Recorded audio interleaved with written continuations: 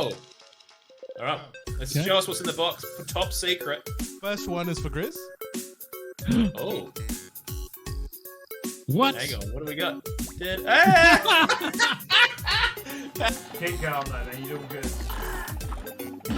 Yes! Dude, you punched the fuck out of dude. that, man. Holy fucking shit! So good.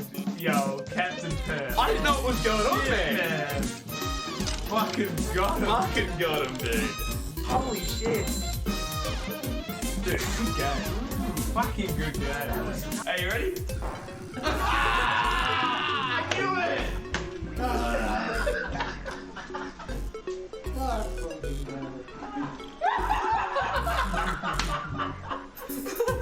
Cap, look at my fish. Oh, wow. It's my little bite. Ready? Bitch. Always steal those kisses from you.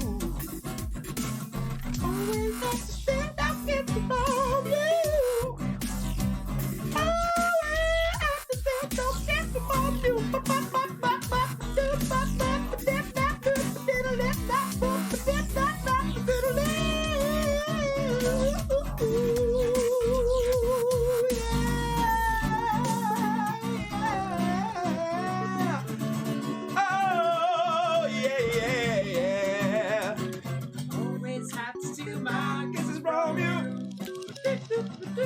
Always have to steal the kisses from you.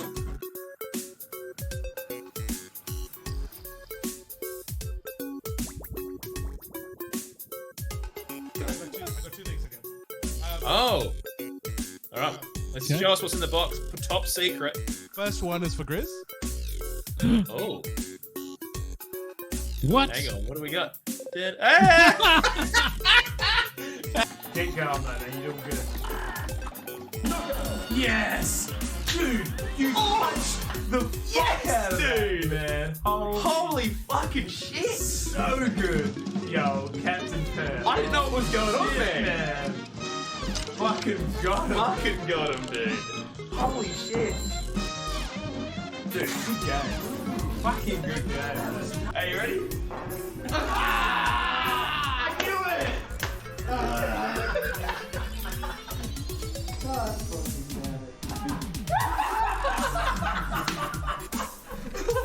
Cap, look at my fish.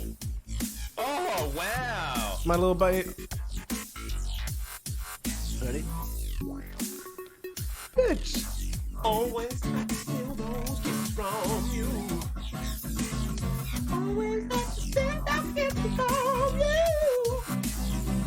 Always have to steal those kisses from you.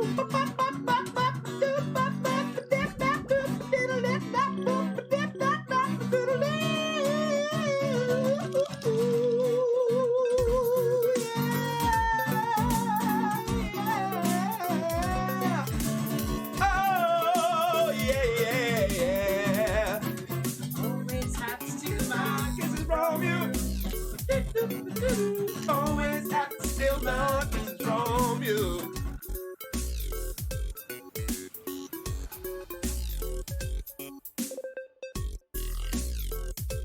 I got two things again. Oh. Alright. Let's show us what's in the box. Top secret. First one is for Chris. Oh. What? Hang on. What do we got? Keep going, though, man. You're doing good. Yes! Dude, you punched the fuck out of that, man. Holy fucking shit! So good.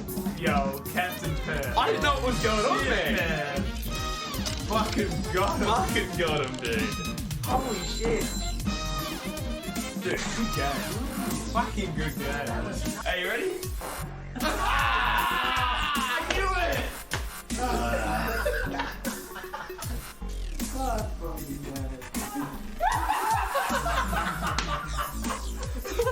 Cap, look at my fish. Oh, wow. It's my little bite. Ready? Bitch. Always have to steal those kisses from you. Always have to steal those. This is a bit fucked up. Oh, yeah? And we're live. Oh, shit. Hello. What are you eating there, Capo? Got a couple of fish wrap taco things. Oh, fuck yeah, dude. What episode is this, fellas? 49, mate. This is 49, isn't it? Oh It my is. God. Is it?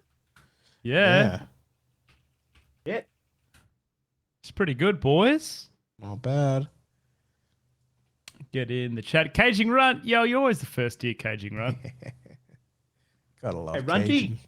Oh, yeah, mate. Can we have like 5 minutes when you finish this food? I'm gonna drink my protein shake. Had a good leg workout today, Cap. Still been smashing myself in the gym. I've set a goal, dude. I want to fucking get my fat percentage below 20%. Mmm. Because I'm a fat bastard. Fat but strong, mate. Fat but strong. Good shit, dude. That's fucking great. And hey, Jing, how you been, mate? Good. That fish wrap. Fish wrap. Won't take me long. I'm just fucking starving.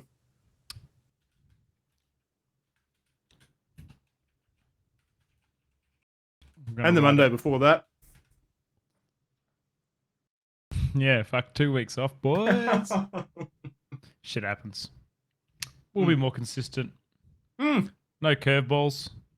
You'll be right. What do you do? Some days, it just do be like that.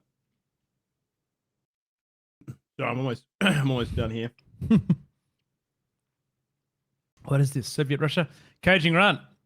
Guess what we're talking about tonight, mate? Bet you can't fucking guess. One of our large topics. I bet you will never guess. Fucking He Cajun. couldn't possibly read the title or anything. Cajun just messaged me to go watch this podcast. Did he? Yeah. Good work, Caging. Fuck, Bloody I might classic. message someone that I know. I freaking know. All right. There you go. Almost I done. messaged someone too. Got him. Oh, yeah. Did you Oh, say we yeah. had to change the Patreons, Pav? Just leave it for today. I haven't gotten there. Yeah, really. Plate. What? Hello, what? Go watch Pavlovaface. Guys, twitch.tv/Pavlovaface. Fuck yeah. I'm trying. Oh, that's a lot of. Dungeons. sorry, Guys, I listen wanted to to get rid this. of the, You ready? What the fuck is that? Fucking hell. Settle there, will you?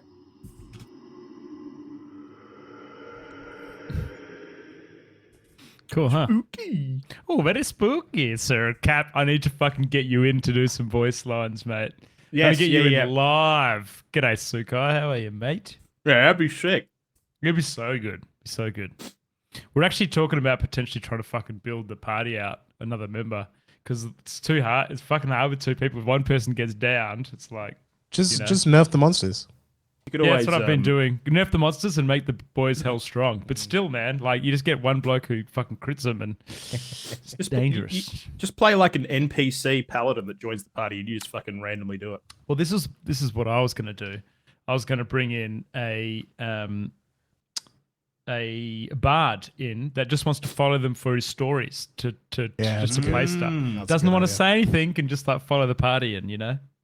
Yeah, he'll be like a documentary fucking like video guy. Be like, all right, you guys just do what you normally do. I'm gonna be in the background here. I might play a few songs here and there. Yeah. All right. Because they're also utility class too. Anyway, should we fucking do it? Yeah, That's how I let's can start. I'm ready. get into it. In 5, 4, 3, 2, 1. Oh shit! Max, what has he done?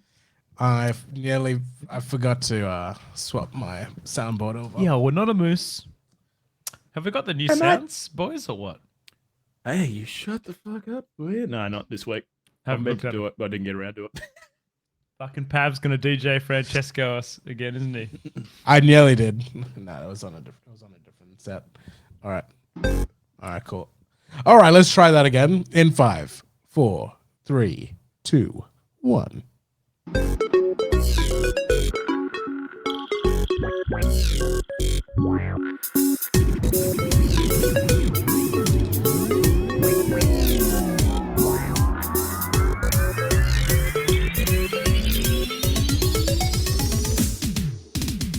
Yeah, freaking g'day, and welcome to Oceanic Bloody Gaming Bloody Radio.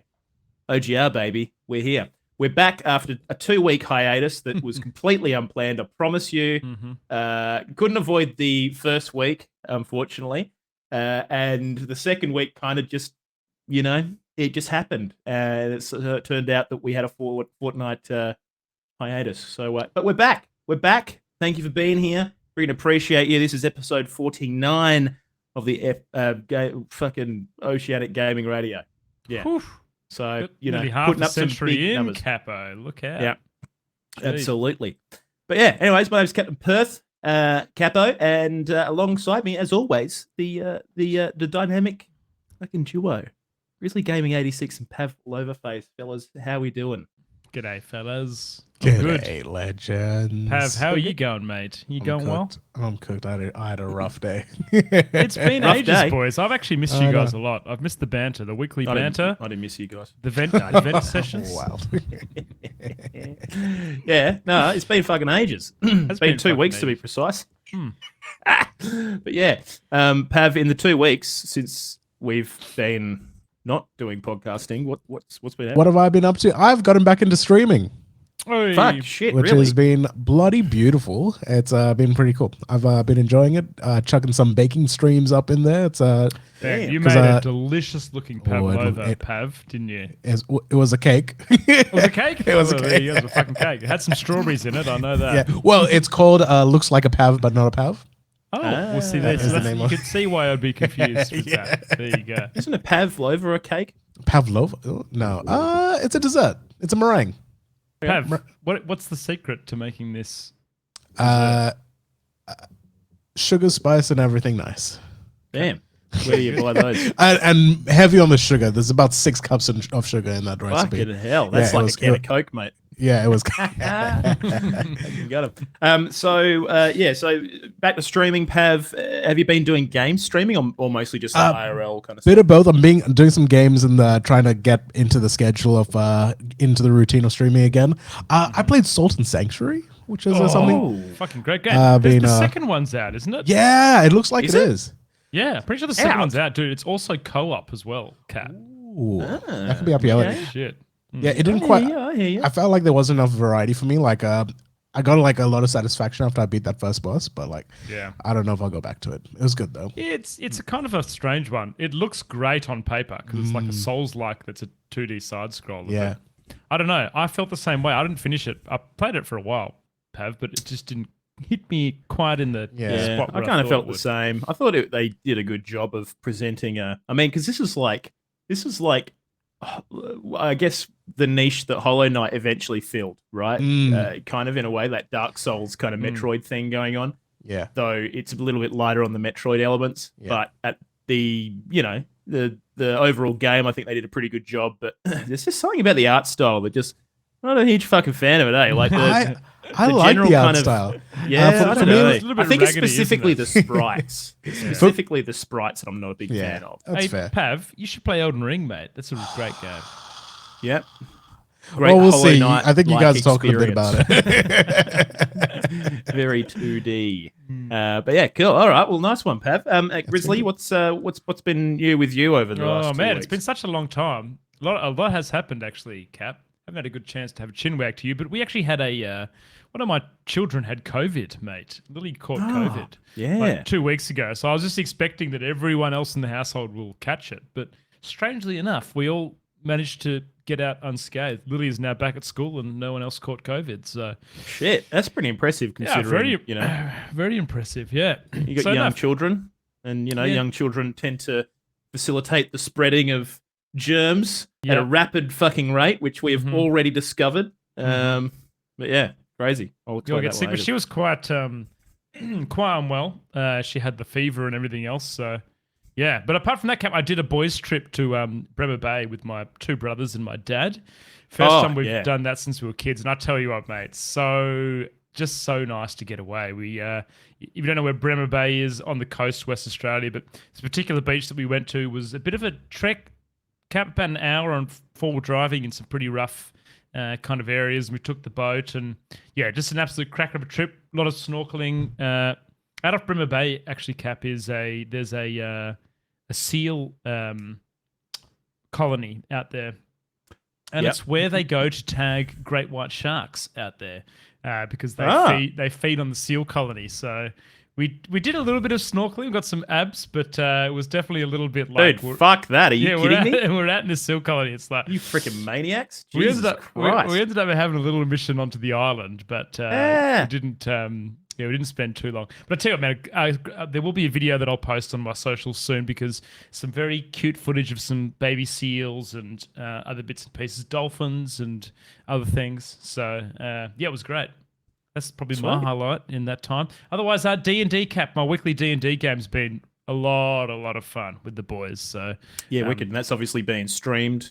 That's being streamed, yeah. So I'm spending time to kind of increase the quality on that. The next big quality upgrade is I'm making the boys buy proper mics for it. Oh, yeah. So, fucking Are they Mikey's doing got all the XLRs shit. or what? Oh, Curdy's getting the USB because it's easy, but Mikey's got all the stuff for an XLR setup. So yeah, I can imagine Mikey going all the way down the rabbit hole. Yeah. And back.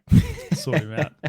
What about you, mate? You've been jet setting around the place. Yep, I had to very unexpectedly go to Auckland in New Zealand. Unfortunately, my auntie passed away, so I had to go to the funeral. But yeah, we were away for 5 days, including the Monday, which is why we didn't have the initial first Monday night episode of the fortnight of our hiatus. Sorry to hear that, Kappa. Did you take Teddles on the plane, mate? Did you take him? No. Mia and Ted stayed home, so I had a fucking 5-day free course of just living La Vida Loca. Yeah.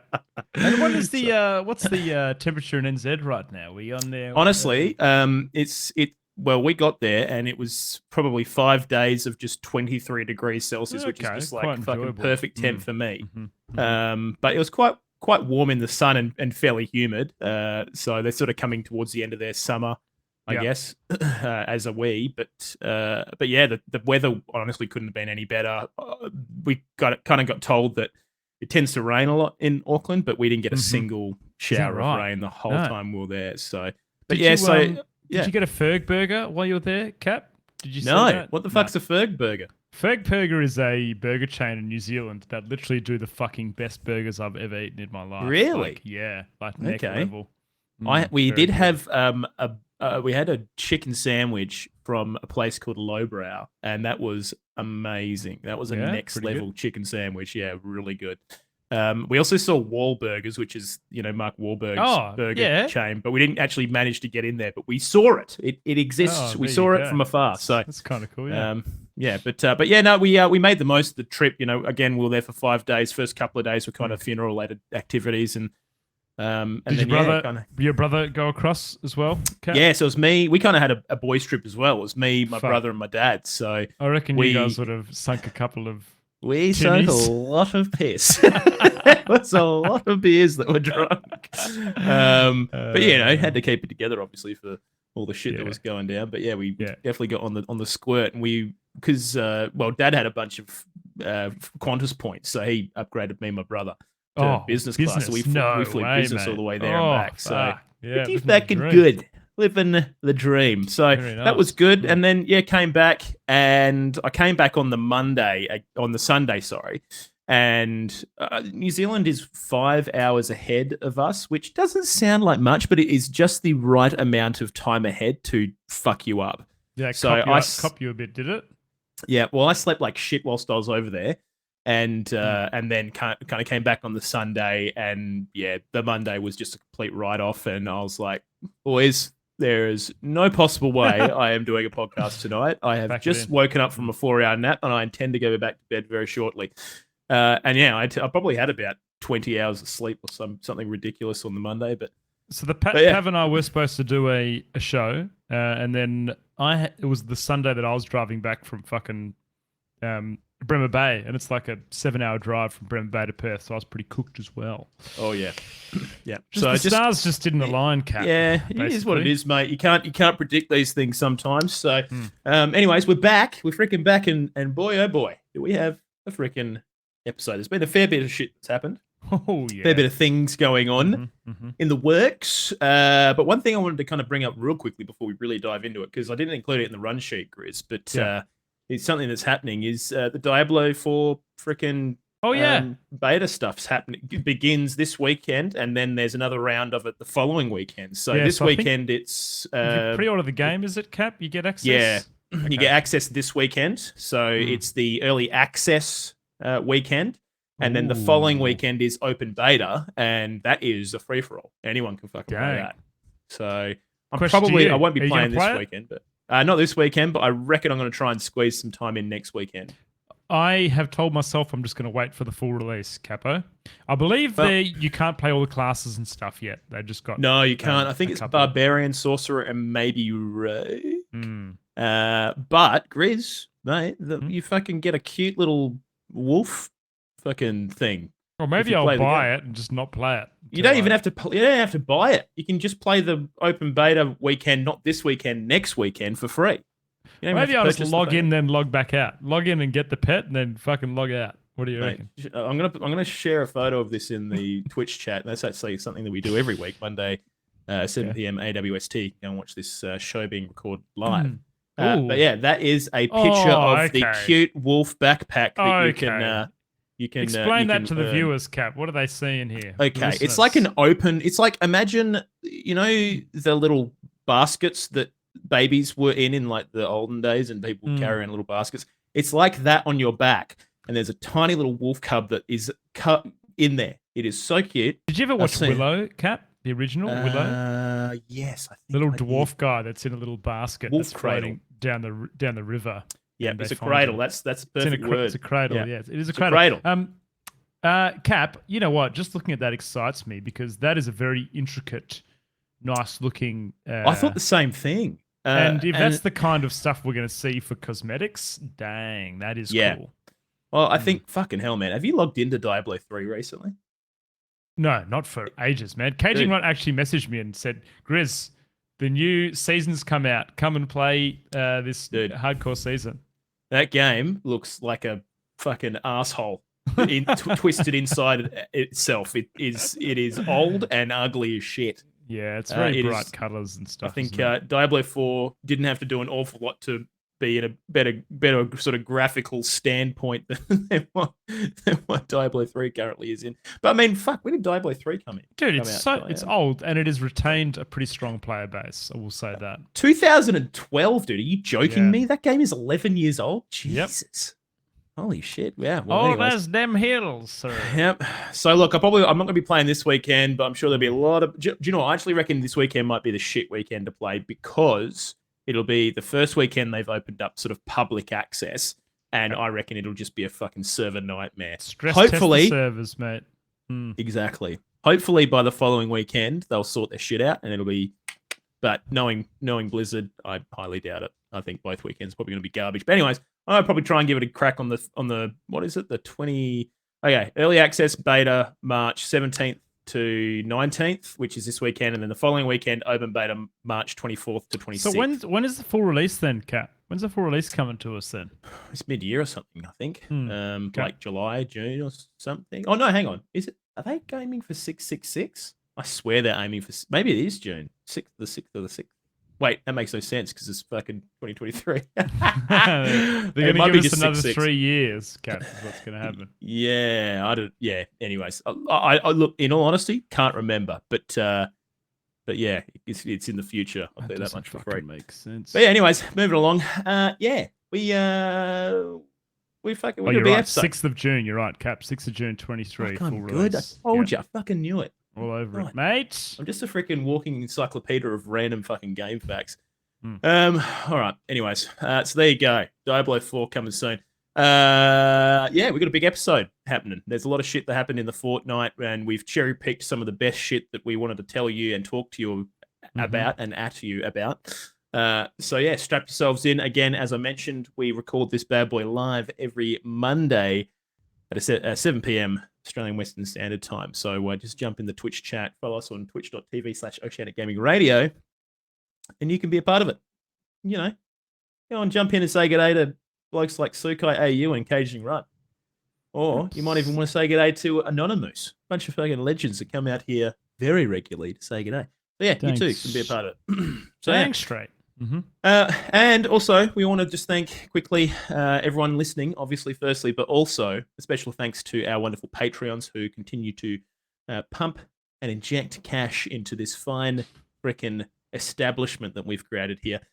You guys will see the efforts and the fruits of your labor next week. I promise you, it's coming. We've got something that we've actually paid for, and it's going to be coming to this podcast next week. So, pretty exciting. Strap yourselves in for a very special episode because I'm pretty sure that is the 50th episode. So I don't know. We'll probably fucking do something. I don't know what we're doing. I don't fucking know.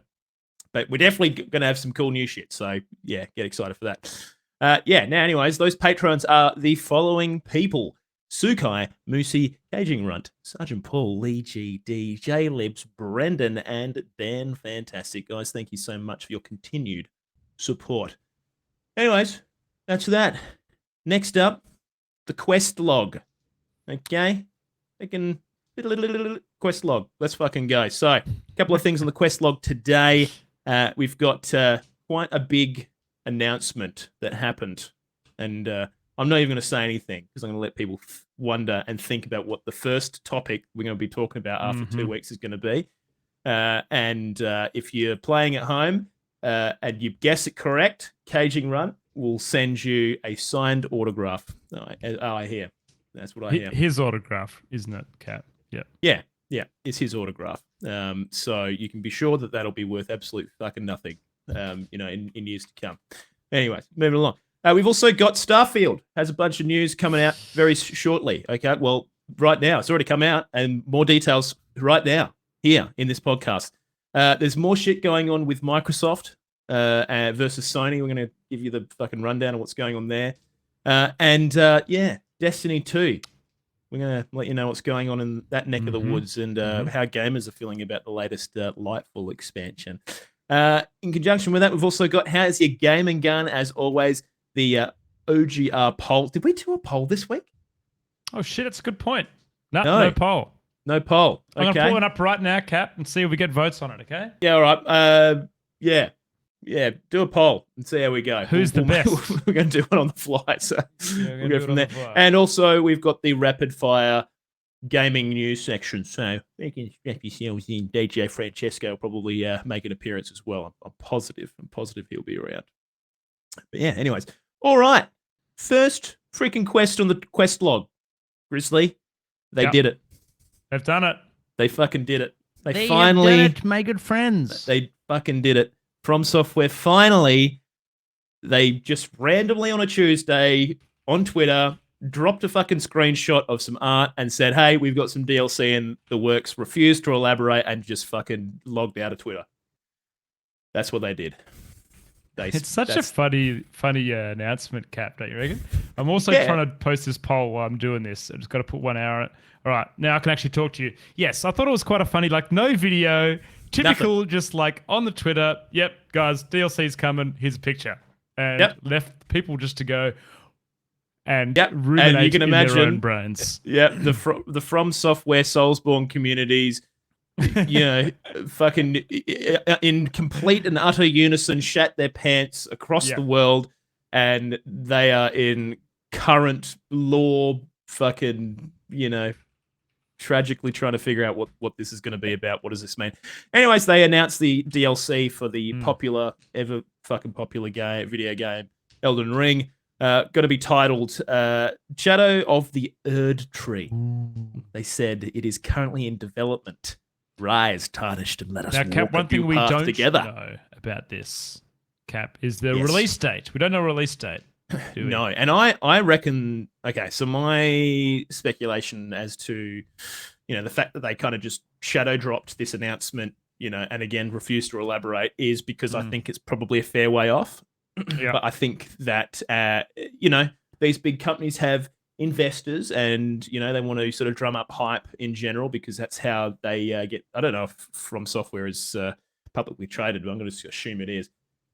They probably buy want shares. to. Should buy some FromSoft shares. Mate, Yeah, I should be given shares for the amount of fucking hours I put in those fucking games, mate. But yeah, I think the game's probably, well, the DLC is probably a fair way off based on the fact they didn't give us any info on a date, and B, I mean, they barely gave us any info at all. Well, Cap, I want to.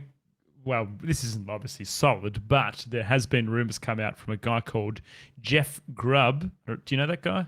I do know that guy. He's a pretty well-respected and well-known games journalist, and he often has a lot of insider shit that he Have knows. you seen his stuff regarding Elden Ring or not? No. What does he say? Yeah, so he's come out and said that he knows that they'll release the Elden Ring DLC after Armored Core comes out.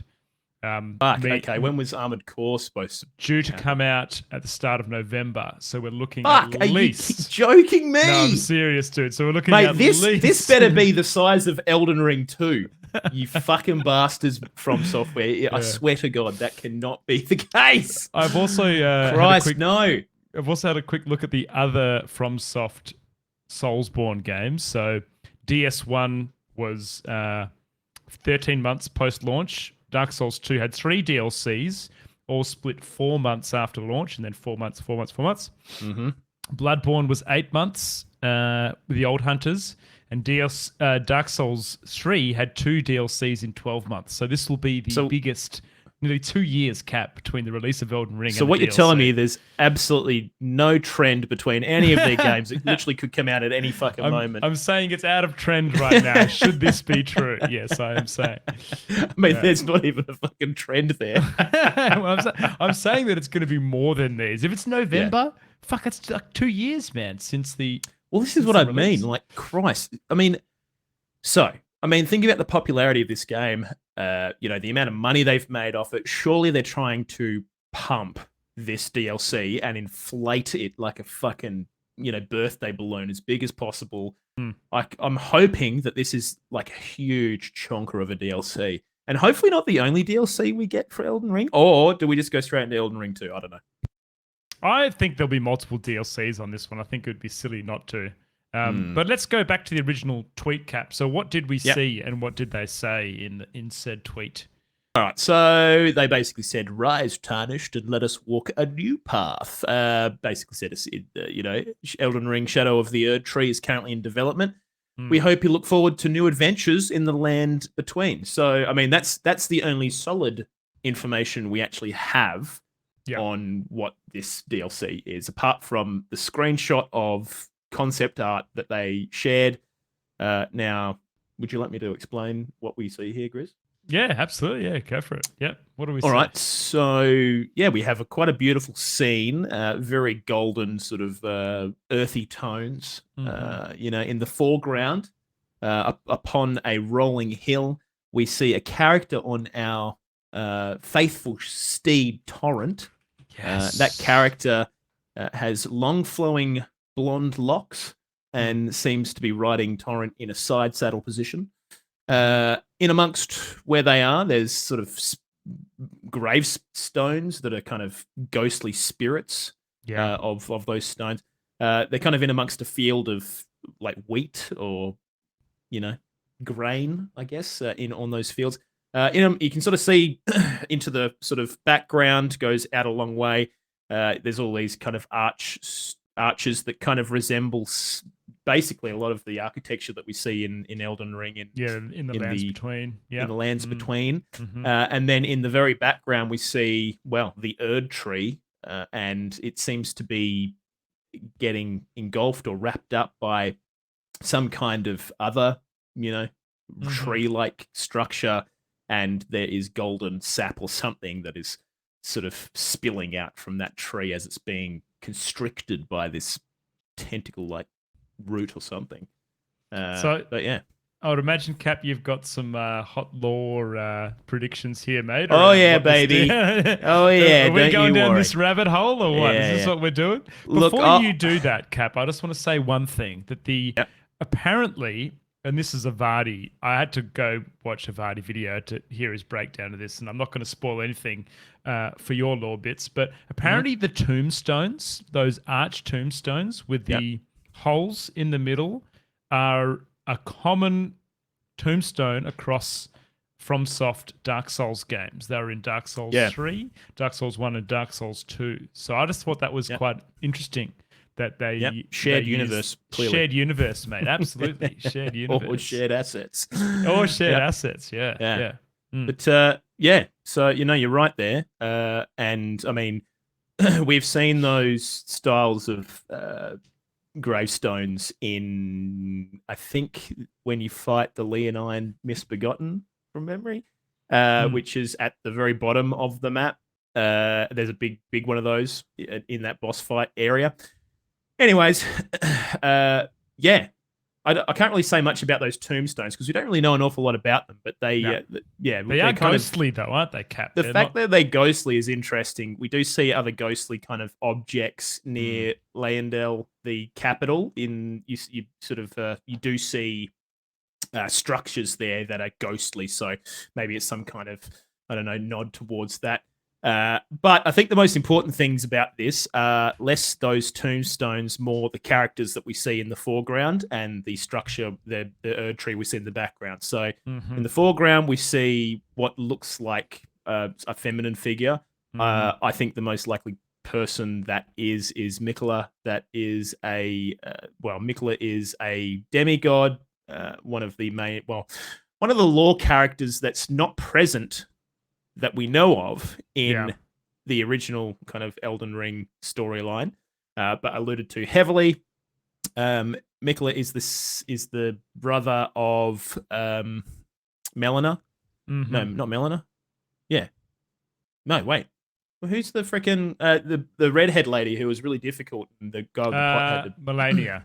Yeah, Melania. Yeah, I'm pretty sure you're right there. Anyways, that's his sister. Okay. So Mikola is sort of cursed to be young forever or something along those lines.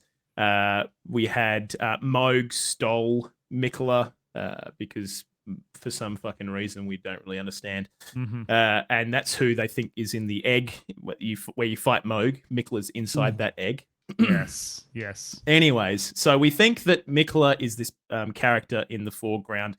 They also apparently there's some lore cap in some items saying that Mikola is also has been mistaken for being quite feminine, and we see that in this character. You know, he's riding side saddle on this particular. Well, this is Torrent, isn't it? Do you think it's Torrent? It looks like Torrent, so we can assume that it probably is Torrent. I mean, there's allusions that there are other masters of Torrent before our tarnished sort of was bestowed a Torrent as a horse or mount, but it seems that maybe Mikola might have been one of those earlier masters. But yeah, there's a lot of interesting, cool shit about the fact that Mikola's involved with I think some of the more unknown lore aspects of Elden Ring are Mikola and what Mikola was trying to achieve, what happened with Mikola post all of the shit that went down that led to kind of the events of Elden Ring, I guess. But I think also the fact that Mikola's kind of riding towards this big tree in the background is quite interesting. The Erd tree looks like it's being constricted by something, and if you look closely, there's kind of all this like rotten kind of misty crap around falling the tree. Off the tree, isn't it? Yeah, which strongly resembles Deathroot in the game, which is Deathroot was something that was produced when Godwyn, another sibling of Mikola, was killed, and that kind of started all the events that happened. So it seems like maybe this might be some kind of origin story or adjacent kind of lore dump. Do you think this is something set in the past, or do you think this is something that after we're Elden Lord and it's set in the future? Hard to say. Who knows? I mean, it could be this image could be a red herring, and maybe it just kind of it just gives us a vague idea of what we might be kind of maybe some of the larger aspects, or maybe it's because one thing I think, Riz, is whatever we get, it's going to be a new land or a big area. Is this the area that we're going to be fucking around in? I don't know.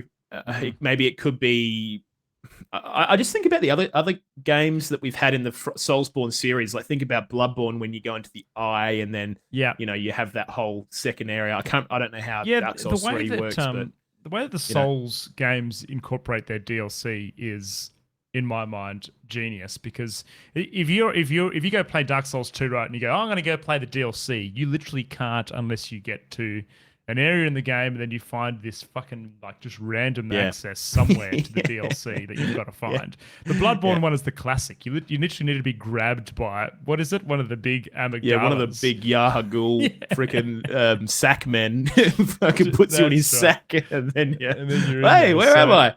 So I have a couple of questions here to you, Cap. The first one is, where do you think the access in the current game will be to this DLC? I've got an idea, and I reckon you'd share it. What are your thoughts, mate? I think it'll be related to the Erd tree in some way. Ah, okay, it's different. I thought mine would be after spoilers, if you haven't completed Elden Ring, the Moog fight when you've got the egg and the Michaela hand coming out of it. Could be like a memory or something. It just felt like a very strange thing to happen there. You know what'll happen? It'll be the classic Dark Souls thing where the protagonist goes to slowly touch something. It happens in every fucking game. Yeah. They go to slowly touch something, and then they just like, and then something happens. And then you're going to be pulled into that egg. I reckon you're going to Yeah. be pulled into that egg or something. The other question I had to you, Cap, was you mentioned around the Michaela lore is some of her lore is tied to dreams and bits and pieces. Yeah, there's actually cut content that is tied to dreams as well. The cut content was that you were able to get people drunk and investigate their dreams or some shit like that, and that never made it into the game. So I do wonder whether that we're slowly getting all these, vague things that they had plans for in this kind of DLC. But it's gonna, I wonder if that will come back. It'd be freaking cool. But so I think it's going to be I think there's some main things here.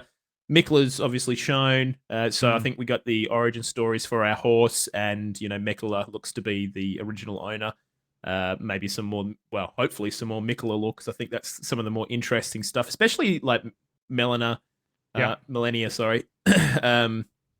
and just that whole relationship and what happened to Mikla, I think is cool. I also think I'd love to see, like, Godwin is the son of Marika, who is the one we find within the Erd tree, and Godfrey, and is kind of touted to be this like incredibly perfect fucking individual demigod, and the fact that they died was just like obviously catastrophic for so many reasons.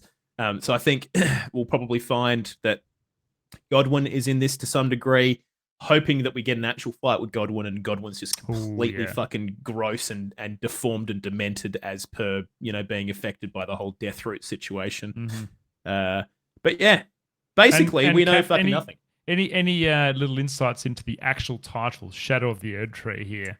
Is there anything we can kind of get from that? Well, it's interesting, right? Because I wasn't going to go too far into this at all, because I think this is a lot of speculative shit. But basically, the wider game of Elden Ring, the entities that control religion and whatever else are these outer god things, and the fact that we have the final boss being that big fucking divine beast or whatever it's called is sent by the I can't remember what the major one is, the something or other. Anyways, outer gods. I think that there was an original tree or something that was like a primitive tree, and then an outer god basically came in and fucking constricted it and turned the tree for its own uses, and then got everyone to use that particular religion. I know that's a really shit way of kind of expressing what the shadow means. I basically think that this game's going to be heavily denouncing the religion that Marika was trying to push through the lands between, which is the I just can't fucking think of the name.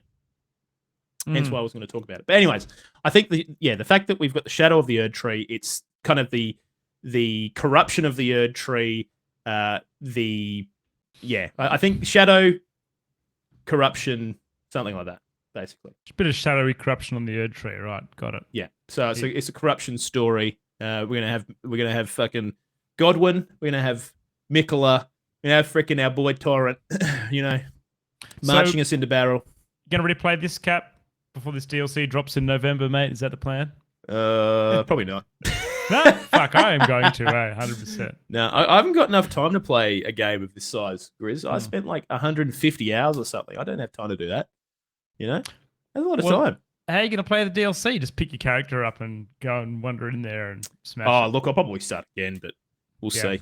We'll see what happens. I don't know. I haven't even crossed that bridge, Grizz, but I don't have an awful lot of time to play video games these days, so I'll He's try a and make busy it work. boy. Yeah. Yeah, it's mostly baby things and just my gaming time being very short.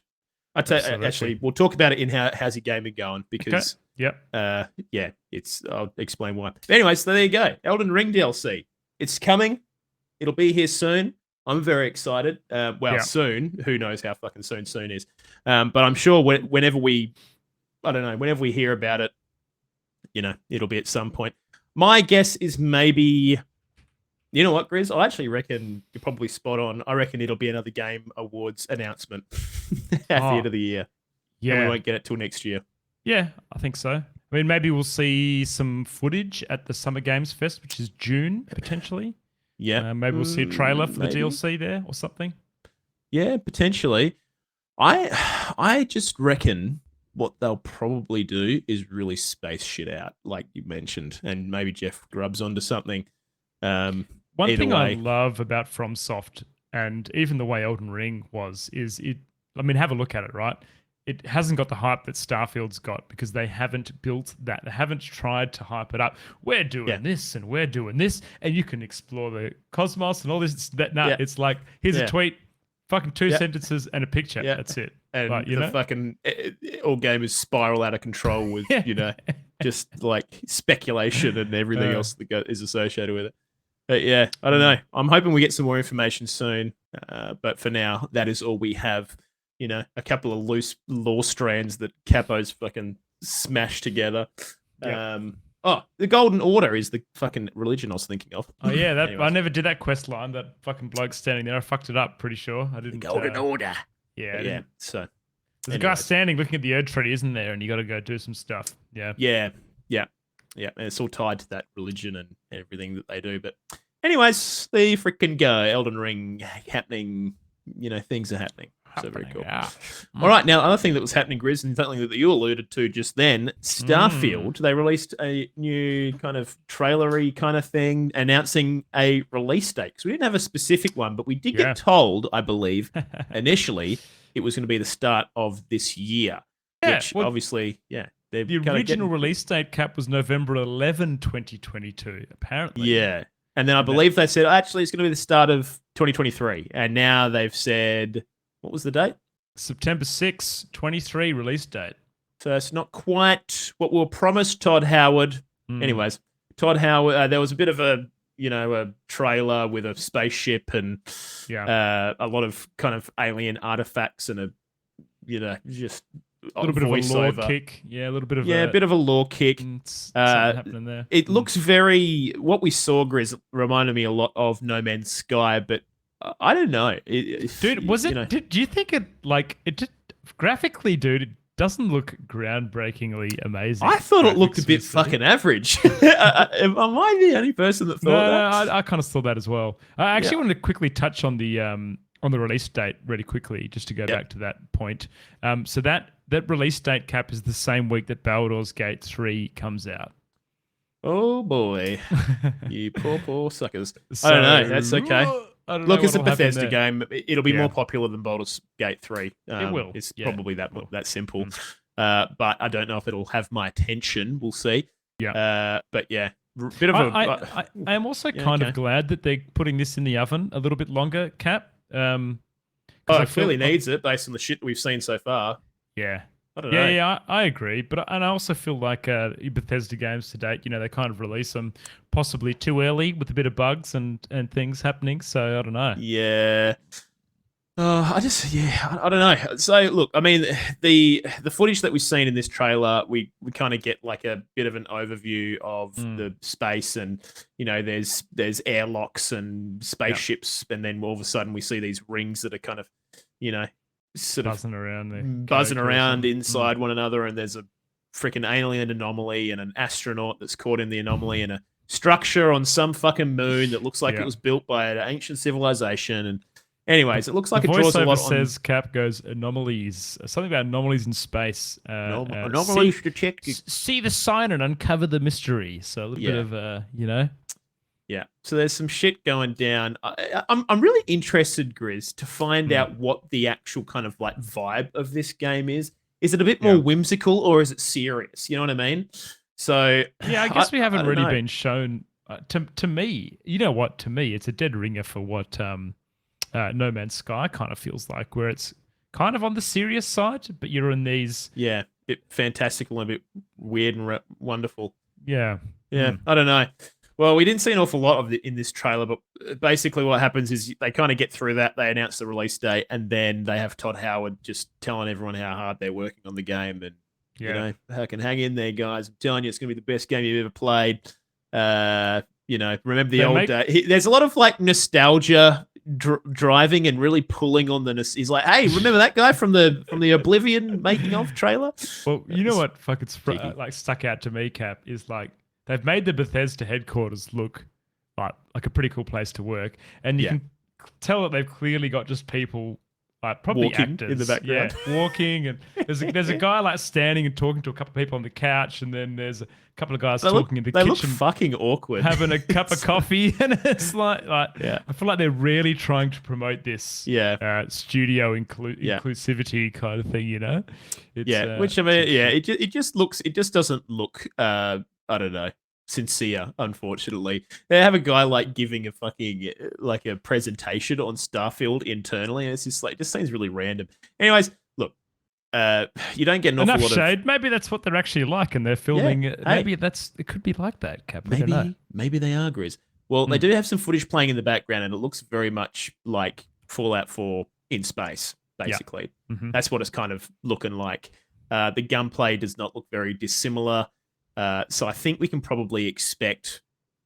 honestly, I reckon we can expect Fallout 4 in space. I think that's literally what we're going to be getting, maybe with a slightly more I mean, that would please tone. a lot of people, Cap, wouldn't it? Oh, of course it would. A lot of people would be fucking stoked. But I've got to admit, Grizz, Fallout 4, not a fan. I thought it was very fucking average. But I think one particular thing that made me laugh quite a lot, Grizz, is, you know, Todd Howard's like, hey, everyone, it's me, Todd Howard, your friend. Remember me? I've told you how good Skyrim's going to be, and I'm that guy. All the memes. And anyways, then he kind of goes on about saying how busy they are and they're working really hard. And then they show a bloke like 2-finger typing on Word. I just thought that was so fucking funny. Yeah, we're working really hard. This guy's typing at fucking 2 words per year on fucking Microsoft Word. But yeah, I don't know. Look, there's definitely a lot of staging here, Kat. There's like you can tell that they've definitely spent a lot of time making it try to appear. I mean, a lot of it, people. Most people wouldn't really give a shit about, but we're just picking it apart because we can. Now, one thing they did announce in here, Grizz, is they're going to have a Starfield Direct. Yeah. So, drawing on the Nintendo. Is it Direct? Nintendo Direct? Yeah, it is. Yep, Nintendo Direct. Yep. They're stealing terminologies here. Okay, but that's been happening on June the 11th. So Todd Howard promised us that he's going to be showing us a significant amount of footage. So I'm quite excited to see that and just see how far they've come, because I don't know, the early combat impressions that I saw from that initial trailer that we got last year, I just thought it looked janky and fucking the dog AI shit. wasn't quite there, Cap. The way that the enemies were reacting to the player was kind of a bit weird. Like, you'd pop out of cover and you'd run at someone, and they'd be standing there shooting at you. They weren't trying to evade your maneuvers or anything. So you'd throw a grenade and then they just about went and picked it up and like inspected it to try and figure out what it was. It was they're not particularly intelligent. They definitely didn't put the intelligence in artificial intelligence, my friend. Now, Cap, I want to point something out here, which we already knew, but I think it's something that's important to reiterate here, is that Starfield is coming to Xbox Series X exclusively and to PC. So this was part of that Microsoft $7.5 million acquisition of ZeniMax in 2021. So we will not see Starfield coming to PlayStation. Wow. PlayStation 4 or 5. Fucking rude. It's rude. Bet Sony talk about that in the freaking court of law. Interesting. That's it. Take them to court. Yeah, taking to a fucking court. But yeah, okay. Look, I don't really know what else we can say until we get that direct, unfortunately. So Yeah. we've got about 3 months until we get a bit more information. So watch this space and we'll tell you all about it. One thing that we did confirm is that you can turn helmets off in the display options. If you don't want to have your helmet, it will be turned off. Now, I presume that in zero oxygen atmospheres, they would have to have their helmet on, otherwise your character would die. So I'll be interested to see how well that transfers into the different. Maybe a little bubble just goes over your head or something, Cap. Just a little bubble. I don't know. I'll tell you what, if that kind of realism is not maintained, I am not going to be impressed, Grizzly. Okay, that's simple. But yeah, there you go. Starfield Direct coming. What was that? The 11th of June, and 11th of June. Yep. We have a release date of the 6th of September. So mark that one in your calendars. And now, Grizz, we kind of just touched on this before, but Microsoft and Sony, these things are still happening. Okay. Now, one of the big things that did happen is Microsoft has basically signed a 10-year deal with Nintendo gamers. Well, Nintendo itself, not the gamers, saying that, hey, we're going to bring... Actually, fuck, Grizz. Before we go any further, I just realised we were supposed to talk about the things we wanted to see in Starfield. Yeah, I've prepped heaps for that. I was hoping you were going to duck back to that. Yeah. Yeah, let's quickly duck back to that before we keep going. All right. Sorry, I got a bit too excited. So, Riz, pretty excited. Sorry if I can get a bit ahead of myself. But what kind of things do you expect to see in Starfield? What's your okay? So, firstly, I wanted to list off what we have seen bits and pieces of, Cap. So we kind of know a bit of the setting, so we know it's set in the cosmos, and you can kind of explore the solar system. We've got some brief snippets of story, Cap. We know that it takes place in 2330, and apparently it's 20 years after two of the largest factions in the settled systems engaged in a bloody colony war for territorial control. So we've got a bit of that. We know that the gameplay is kind of similar to the other Bethesda titles, where it's is it third person, Cap? First person? You're kind of looking behind your character, aren't you? Kind of third person over the shoulder. We've seen some dialogue options where that you can choose which kind of path you want to speak, and it includes persuasion. We see a lot of ship customization, everything to do with the ship, as well as ship combat.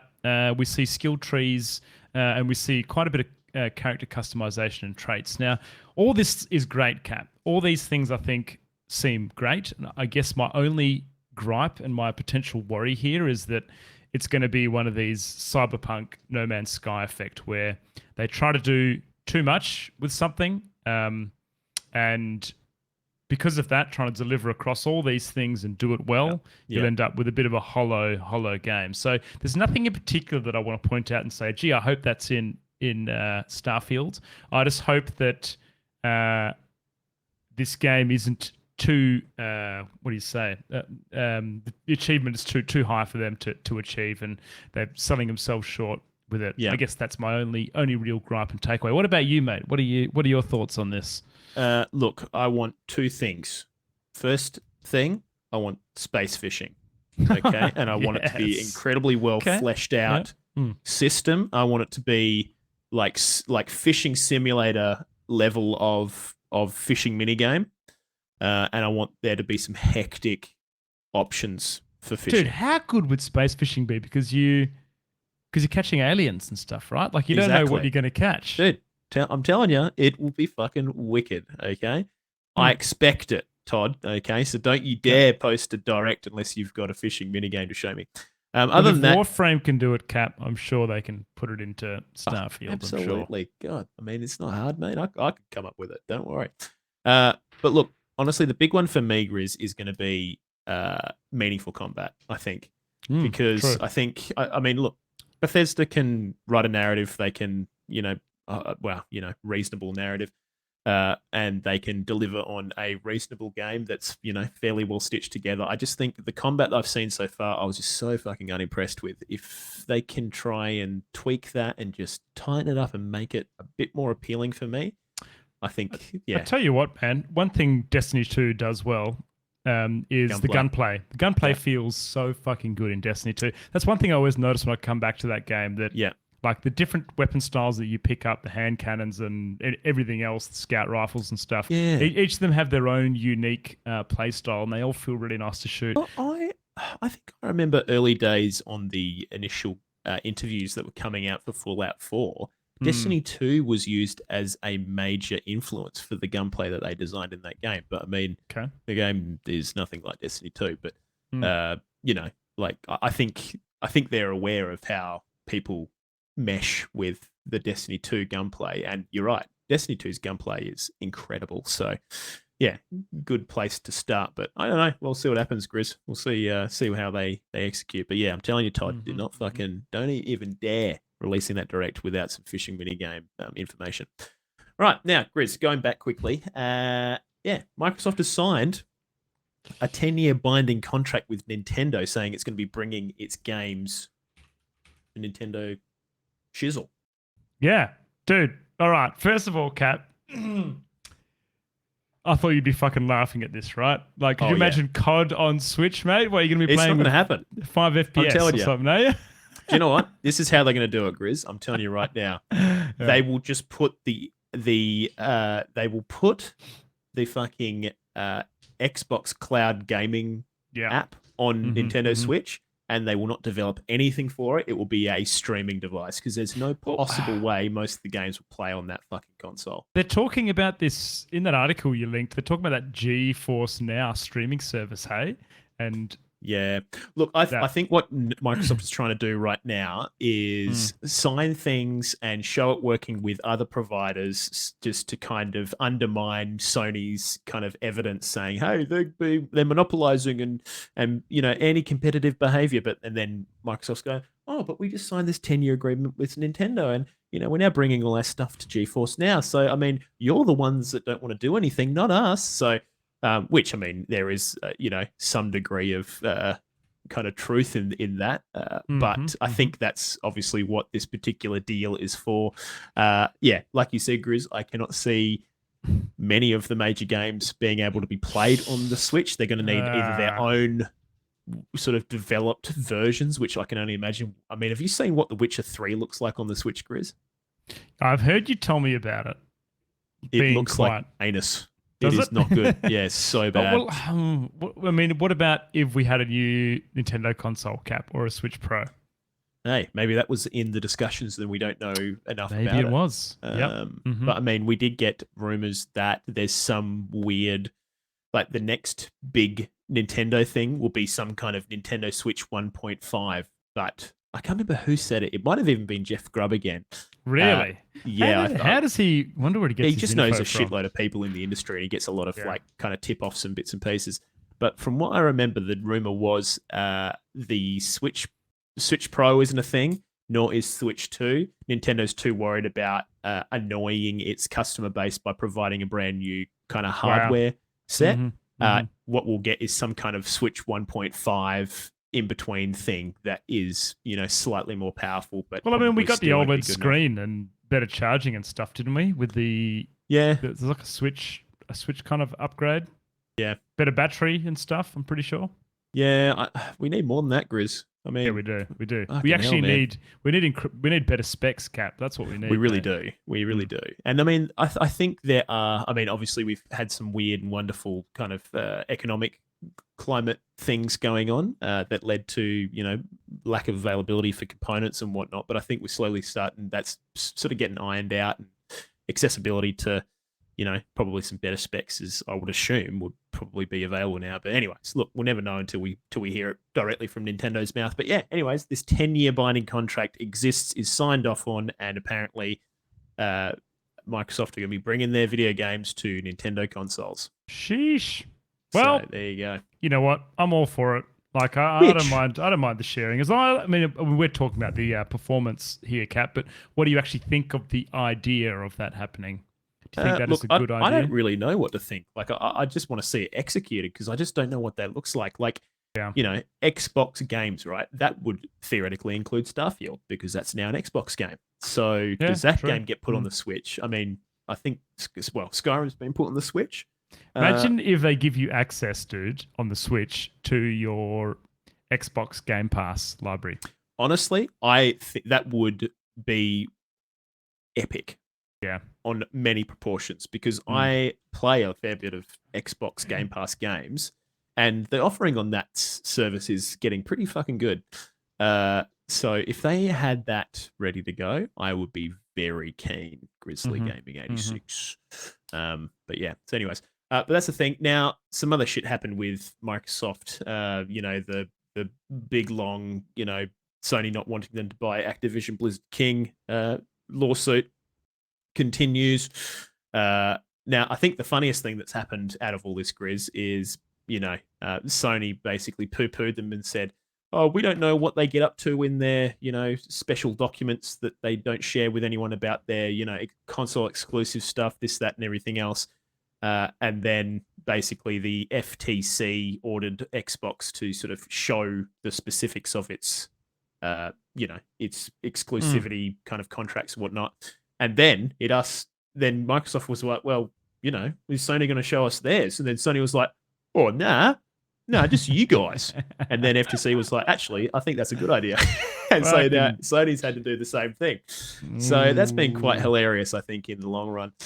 We don't know the specifics of those. I believe they're probably all like, well hidden and obfuscated from any law room transcripts and stuff, but yeah, that's basically what happened.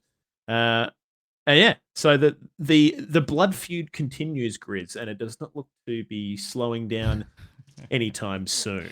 Bloody dingleberries, mate. Bloody dingleberries. A lot of shit happening in the Microsoft camp of all that. That's the main shit. Now, moving along, Grizz, because we don't need to sort of be talking about the ongoing Microsoft Sony shit. But Destiny 2's Lightfall's been out for a little while, Grizz. Yes, and Cap, you were once a Destiny massive fanboy, mate. Very big. What do you think? What do you think of this? This is the new expansion, isn't it, Cap? It is the new expansion. It's Lightfall. I've not played it, but I've played enough of Destiny to, I think, be able to make a reasonable amount of judgment on what is being kind of shared from its player base and I guess journalists and whatnot. It looks like mostly people are fairly not stoked with this expansion. So as well. Yeah, I'm going to kind of just give a kind of fairly big overview of what people are annoyed with. To begin with, well, look, I'm just going to tell people what the stuff that they get right is. Seems like the actual ongoing season stuff is actually pretty good. Looks like it's not super grindy, and there's no sort of annoying kind of vendor bullshit that Destiny tends to shoehorn into its sort of seasons that pop up.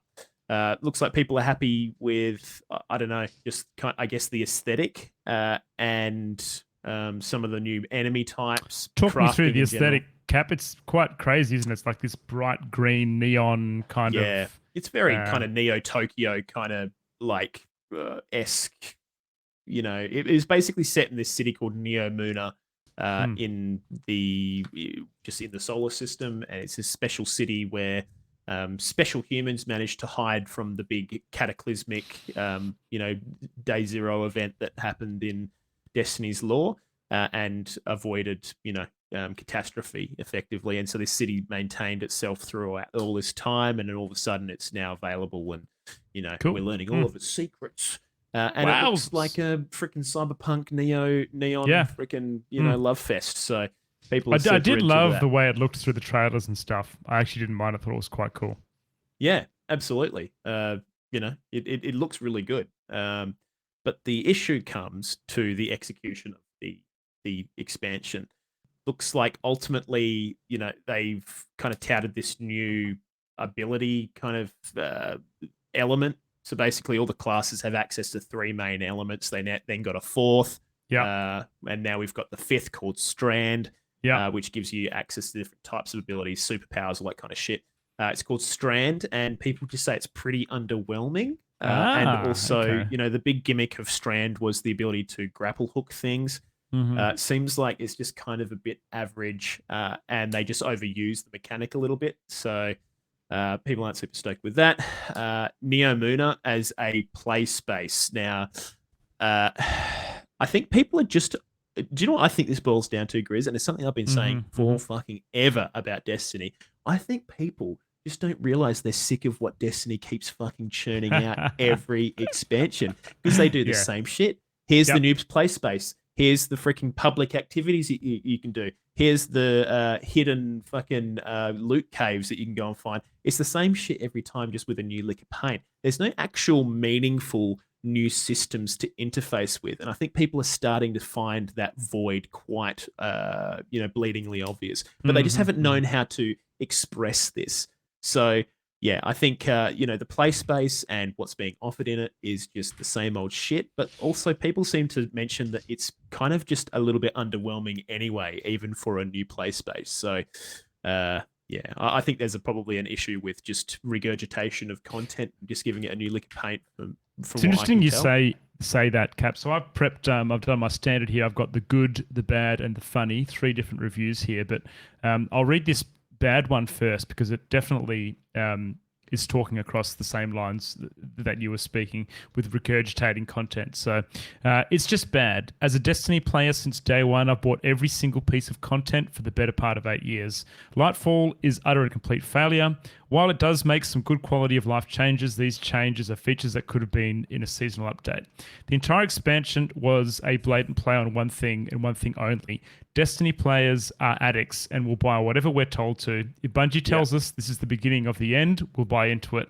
And we did, which kind of resonates very heavily with what you were saying, Cap, sure. Yeah, I don't know. Bungie is like in the same echelon as Blizzard. They know how to build hype for their games and do very little to kind of deviate from their usual norm.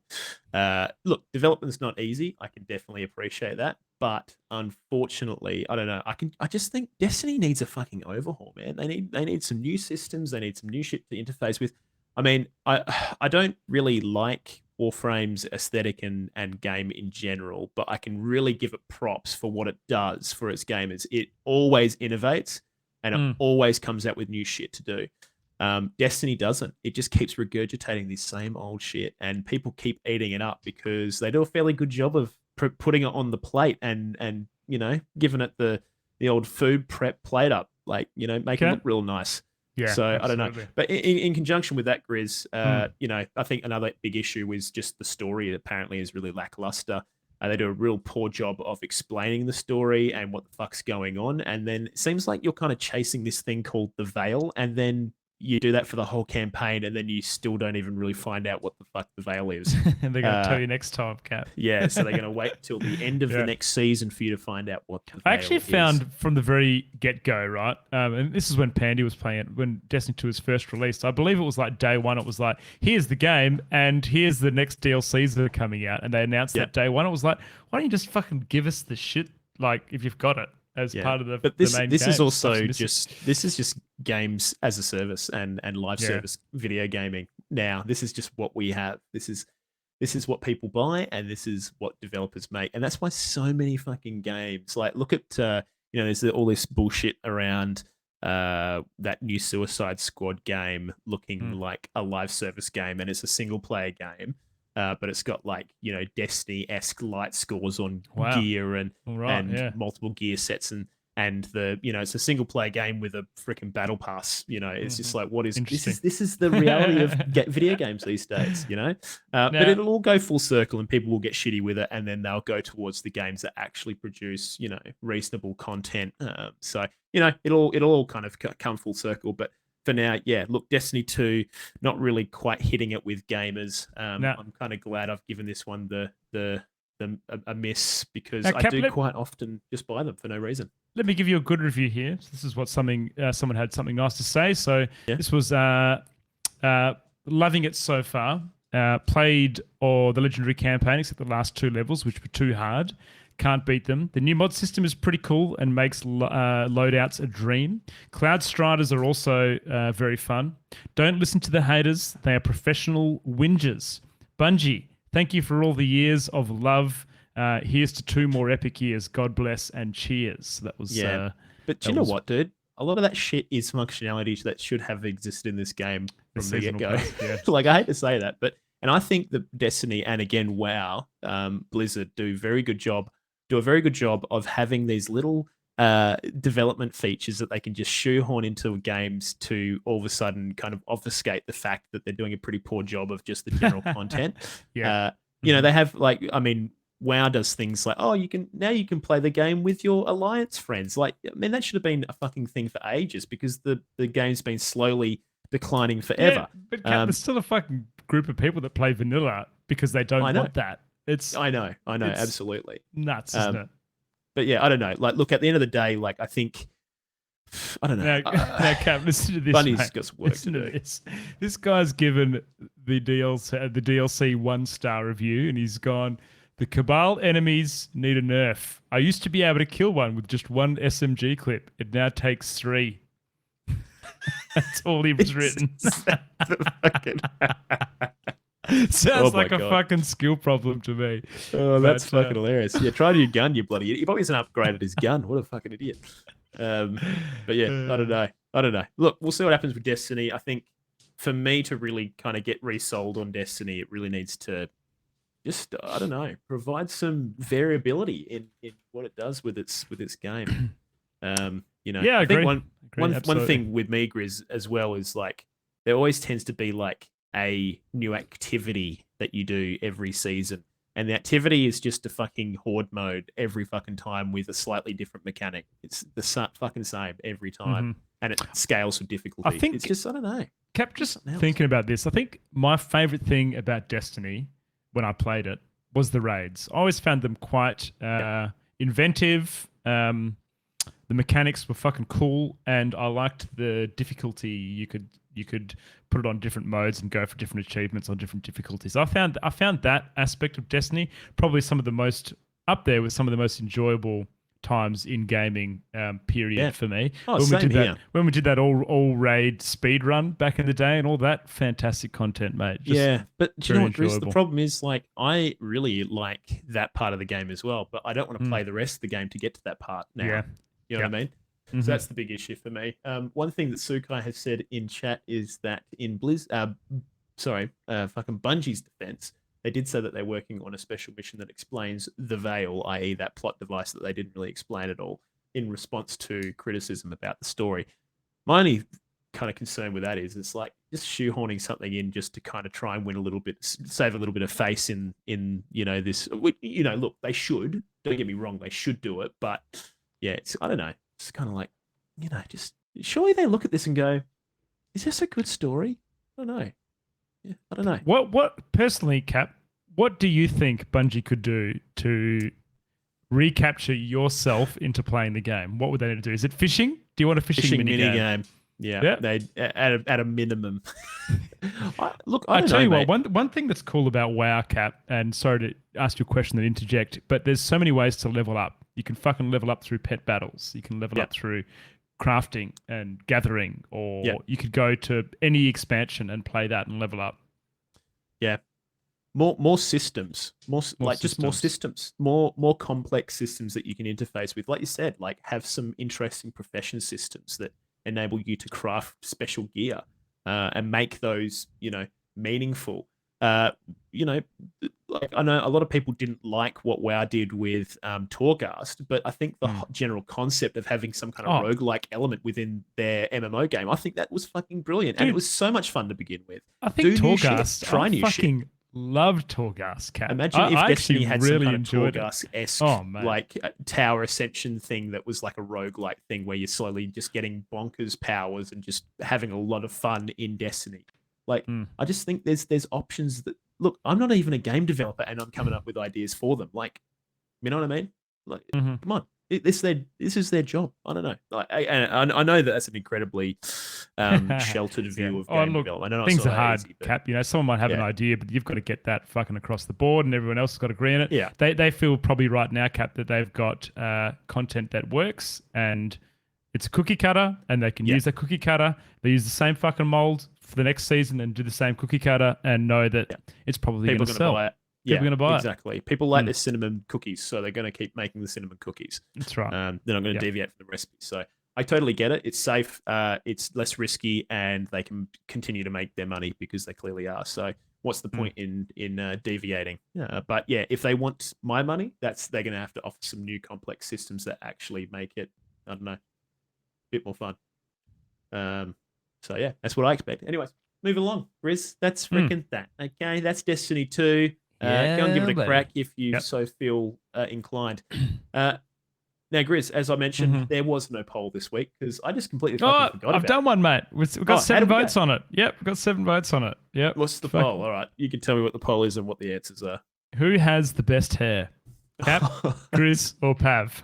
Yeah, sure, it's Pav. We've got 14% of the vote to Cap, 28% of the vote to Pav, and 57% of the vote to Grizz. There you go. If you guys want to see what our hair looks like, you can catch us on twitch.tv/Oceanic Gaming Radio. Hey, Grizz. I voted for you.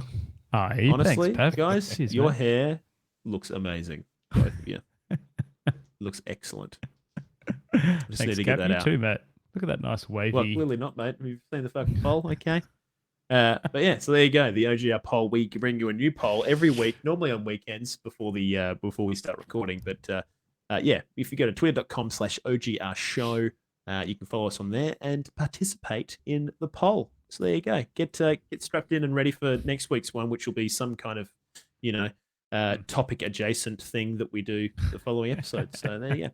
Anyways, Grizz, how's your gaming been going? Way good. Do you want me to start with how's your gaming gone, Cap? Yeah, you go on, mate. You go. You start. Now, I did see this in yours, but I have been playing Dead Cells quite a lot of Dead Cells. Yes. So we had the new DLC drop, which is the Return to Castlevania DLC, which, if you don't know, is a very classic game. The Castlevania games, I believe. Oh yeah.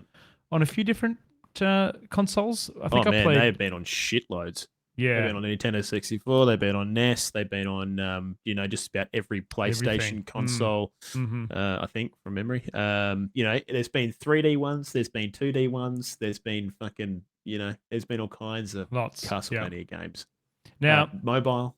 Those who don't know Dead Cells, it is a roguelite that is very stylized art style, Cap, which has almost like a bit of pixel art mixed in with the 2D side-scrolling kind of. They have quite a unique brand of pixel art where it's almost like they've made 3D sprites and then pixel-fied them, and they look really fluid and interesting with the animations. It's gorgeous animation. Yeah, very good. Now, the game is super fucking punishing, and you will die a lot. But the way you kind of, as you play more, you unlock more weapons and bits and pieces. Anyway, I've managed to, Cap, get to the end boss of the DLC. I know I'm not going to spoil this for you or anyone else in chat, I promise. But some surprise kicked my ass and I didn't get it beat. But I'm there, and I can say the DLC content is fantastic. It brings in all the music from Castlevania. It brings in a lot of the classic weapons that you see in those games. Things like the axe that you throw above your head, and there's like holy water and a bunch of those old ones, and they bring in some of the bosses as well into that. So definitely having a lot of fun with Dead Cells. I'm going to keep playing that for a bit. I've got 3 boss souls, Cap, which means I've played through the game 3 times now, and as you do that, it unlocks stuff in the game that happens. But it also, when you say unlock stuff, what kind of stuff we talking? So you can access certain doors that you couldn't previously access in your previous runs. Yeah. It also allows you to upgrade your weapons to be stronger, and gives you more currency to spend in the shops and stuff as well. But it's way harder, man. It's so hard. Like playing with 3 boss cells, stuff just kills you so quickly. And the enemies are kind of all redesigned, and you get new enemies in certain places. And yeah, it's a very clever game, the way they've done it. Like, I love the progression in it, because the way the DLCs are incorporated into the game, Cap, it's kind of like Dark Souls. It's not like you can't just start the game and get into the Castlevania content. You kind of got to figure out how to get in there and what you need to do. And same with the other DLCs that have come in that game as well. There might be a certain door somewhere, and you might need a skill or an ability to get into that door, and then you go from there. I just think they've done a really good job at designing the DLCs and tying them into the game. Yeah. Well, you're not the only one. The reviews seem to be really positive for the new Castlevania DLC. Is that right? You know, 9s across the board for the most part that I saw. But, super affordable as well, Cap. I think it's like, I can't remember what it is. I think it's like $10 or something for the DLC. Yeah, man. as That's long as you've got great. the main game. So Yeah. pretty cool. Well, Konami came out and said, "Yeah, we can see that you guys like Castlevania. Keep it up." Okay, Oi, wink, there wink. you go. So we'll see what that means. But yeah, looks freaking good. Any other gaming related Yeah, stuff, Chris? I wanted to quickly touch on Cap. I played the Sons of the Forest for a stream with Curdy and a little bit. Ooh, yeah. And so that's the sequel to The Forest, which is this survival horror game where you find yourself on an island. But there's a couple of fucking hilarious things. You're given an AI that is supposed to help you. And you can, the AI is so crazy, man. Like I can't believe that they have incorporated this into a 3D game. You can basically ask him to do anything. You can ask him to go chop wood, collect rocks, hunt fish, collect berries, and you can ask him to either How do you drop do it. that? You go up to him and you've got a little notepad and you kind of bring this notepad up and you can select it on your keyboard and you're writing down what you want him to do. But you type it in. Oh no, it gives you like options that you can kind of scroll through. But you go, I want you to collect, and you'll select that option. Then it'll go across to a drop down list, and it will have all the things like wood and rock and whatever it is, and go rocks. And then you can either tell him to bring it to you, or drop it here, or follow you with whatever it is. So you can kind of like customize it, and then you'll show him the piece of paper, and he'll go off and do it. Anyway, we fucking set up this camp, right? Yeah. And I set up this tent, pitched the tent. Curdy and I are sitting there, like, and when it comes to nighttime, it's kind of like that Minecraft mechanic where you can go to sleep and you can skip the night and bad stuff doesn't happen. I go sleep in my tent. Old mate rocks up with a big wooden log and just drops it right on top of my tent. What? Really? It was just like squashed the tent. Couldn't sleep in it until I rebuilt it again. So, it was just like really funny. I'm a huge fan of the fact that him dropping the log destroys your tent. That's amazing. He did it like twice, man. The one time in the middle of the night, because if you go to sleep during the day, you'll wake up in the night. And so we woke up in the night and he's standing there with a log ready to drop it on my tent again. That's exactly what he Go to did. fucking sleep, pal, I dare you. But I will say, Cap, the enemy AI also has had an overhaul in this. So did you play The Forest, the first one? I never played The Forest, no. So But I know what the kind of, I know what the enemies in premise the of it is. forest, they'll basically run at you and start attacking you. The ones in Sons of the Forest, they will crowd around you and they'll watch you. And they'll kind of like talk to themselves. And then all of a sudden they'll be all kind of standing around you and they won't attack you straight away. And then you might just hear a really scream. creepy. You might just hear a scream or something and then someone will attack you. And it is like the tension building in the enemy AI is extremely well done. Like they've done a really It sounds good job. terrifying. It is terrifying. It is. And we had this one. This is my last thing I'll say, Cap. But we fucking first night, dude, we didn't set up a camp. This bloke was running at us with an outboard motor from a dinghy. And so Wait, you can hear it. It's just like, it's like, what the fuck is that? It's a chainsaw. And this zombie dude just comes running out of the dark with an outboard motor holding it, trying to mow us down. And you can't run away from him. He just keeps chasing after you. It's horrifying. I'm running through the night trying to get away from this dude and he's just trying to Holy like chase you shit. down. That's amazing. I love it. Oh man. Well, and so anyways, this game's in early access, Chris? I Early believe? access, yeah, but very polished, very well done. I will definitely keep playing it. The building is excellent in it, Cap. They don't explain a whole heap to you. In fact, I kind of like that though. yeah, you can like split logs and cut them in many different ways and Oh, that's kind of cool. other bits and pieces. Yeah, and you can make like 2-story kind of buildings and stuff and set traps. And it is also 8-player co-op. So if you've got 8 mates, yeah, pretty cool. I do like when, game systems aren't given, the 52-page manual of tutorials that games often do, and then they kind of just let you try and figure it out a little bit, and then you go, oh shit, you can do this, oh you can do that, Mm-hmm. Yeah, it's nice Absolutely. to not have too much hand holding. Yeah, I think I'll probably try it out when it maybe comes out of early access. It would be a fun one to play with mates, I reckon, Cap. Yeah. It'd be a good one to jump in. Almost kind of, it has similar vibes to, what was that game, Cap, with the Vikings, and you kind of go and... Valheim. It has Valheim vibes for me, I feel like, Yeah. where you're all off going, doing your own things. One guy's getting wood, one guy's getting rocks. You can plant gardens and things like that. It kind of has that kind of vibe to it for sure. Freaking cool. Freaking nice. Excellent. All right. And Now, I did research Deep Rock, but I'm going to leave that for next time, mate, because I've been talking too long already and past the how's Easy. your gaming going over to you. Big handball. excellent. Well, look, Grizz, I also played a little bit of Dead Cells. I literally just downloaded it whilst I was on holiday, and it plays really well on mobile, I can say. What? So, You're playing it yeah. on mobile, Cap? Yeah, I just had it on my because I've got this fucking thing, dude, like my fucking tablet phone. Yeah. So I was like, I'm gonna play Dead Cells on that because you can get it for free through Google Play Mhm. subscription pass, Game Pass thing. Anyways, I did, and it plays really well. It just touch screen controls just suck ass, so which is just always the way with Yeah. mobile games. But anyways, Can you it hook plays a really well. controller up to that, Cap, to play You it? can. I just didn't have one at the time, and I had a long car trip that I didn't bring my Switch for. Yeah. And I thought, fuck, what am I going to do? And so I just quickly downloaded that and gave it a How crack, did and you it was go, fine. mate? How did you go? Did you progress through some of the areas and Yeah, stuff I around? got through a fair few areas. I don't think I got to a boss, but I beat a bunch of elites and stuff. But the what do you call it? The touch controls are quite limiting in the sense that they, you accidentally kind of like jump or crouch or do something stupid, and then you're like, fuck's sakes, and then you all of a sudden you take an extra damage you didn't want to take, and Yeah. Yeah, Oh, dude, kind of it's a pain. so punishing. The damage is so punishing. Just even one, it reminds me of Dark Souls a bit. Like one enemy can literally kill you, and it doesn't matter how Yeah. much life you've got. If you just get caught out and you're slack, you're done for. Which, Yeah.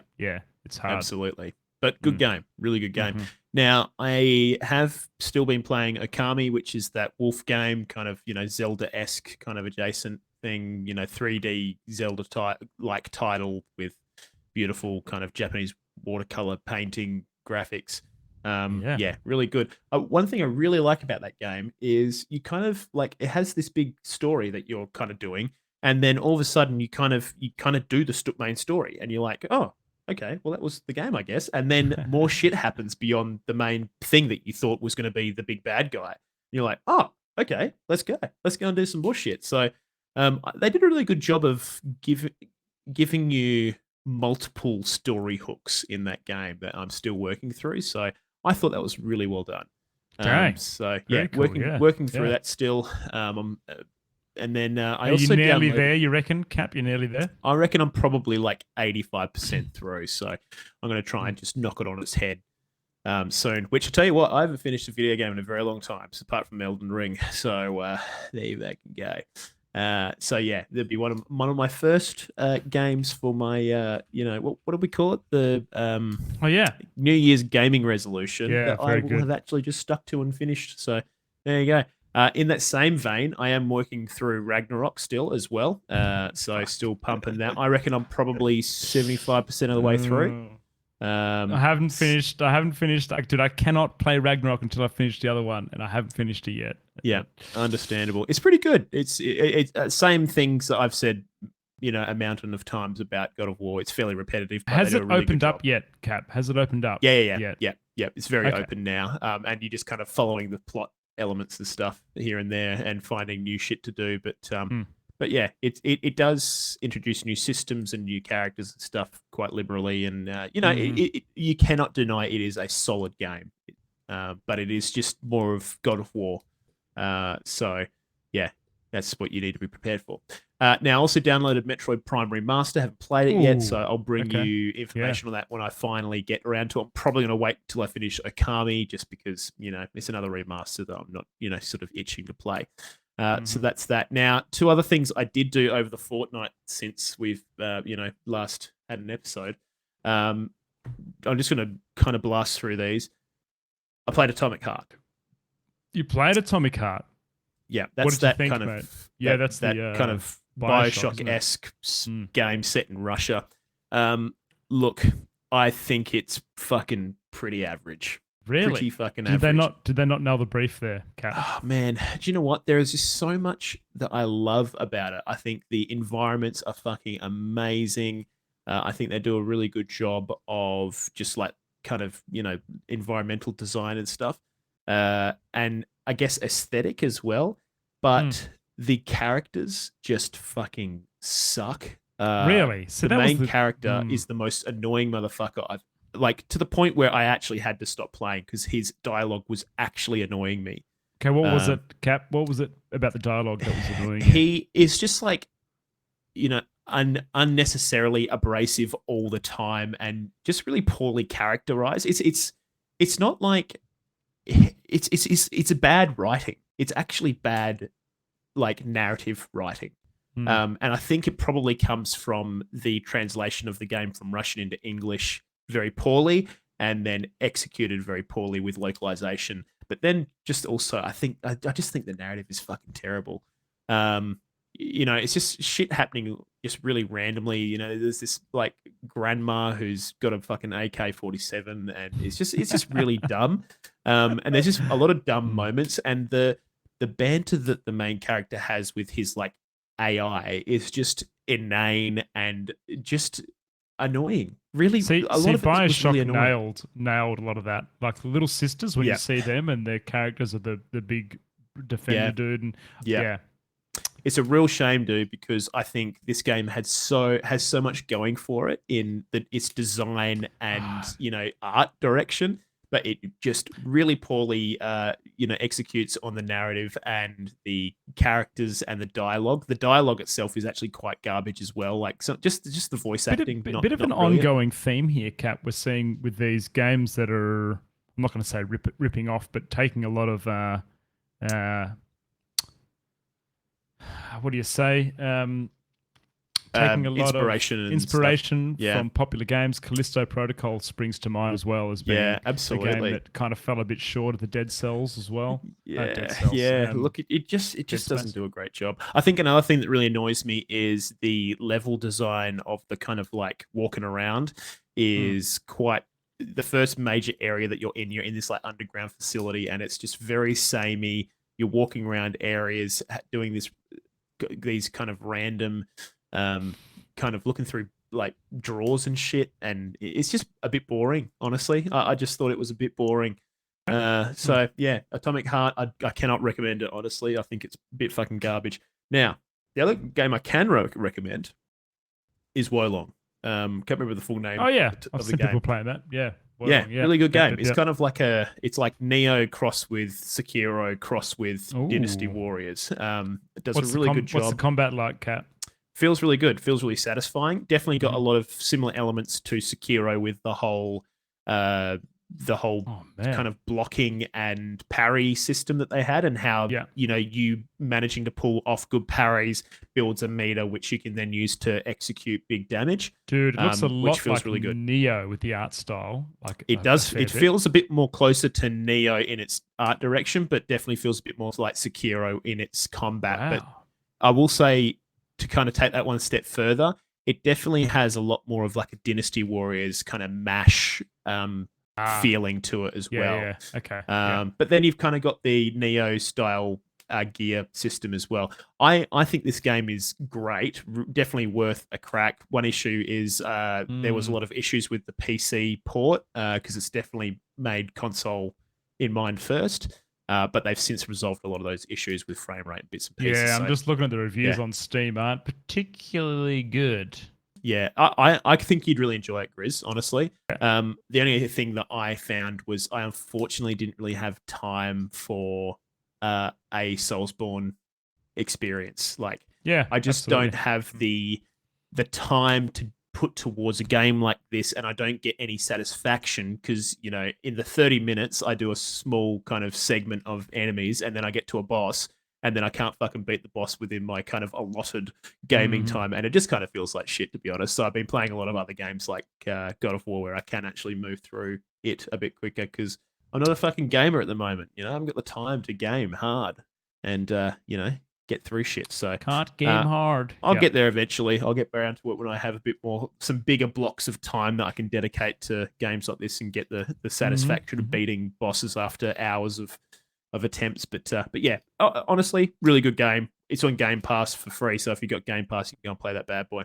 But yeah, so there you go. Anyways, Grizz, sounds like our game has been going good, which is been going pretty dang good, mate. Yeah, I'm enjoying my gaming for sure. Yeah, excellent, mate.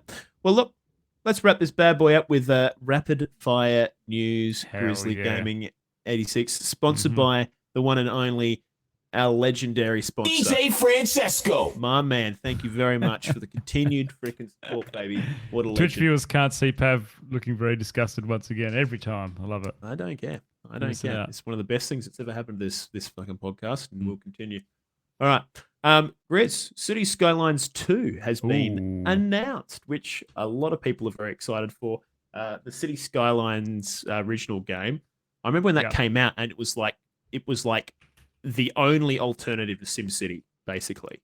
So I think it's got quite a big following, and yeah, people are very excited for it. I'm not a big sim kind of guy anyway, so I couldn't really give a shit about this. But I know a lot of people are it's so stoked. fucking complex, City Skylines, isn't it? Oh like, yeah.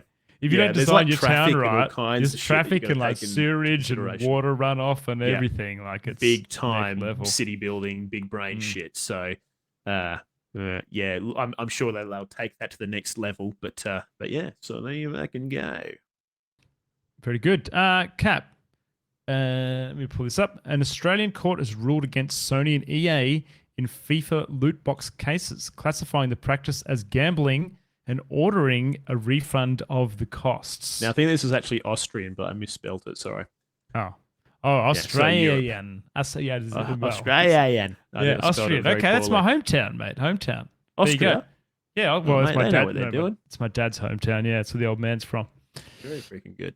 But yeah, pretty interesting, mate. I think we're slowly seeing more and more countries just like completely criminalize the practice of loot boxing. So I'd hope that we see more and more regulations in just generally microtransactions and stuff like that in the future. So I guess we'll see what happens. There you go. Now, Grizz, Toru Okada, the creator of the PlayStation logo sound, has How does the logo sound?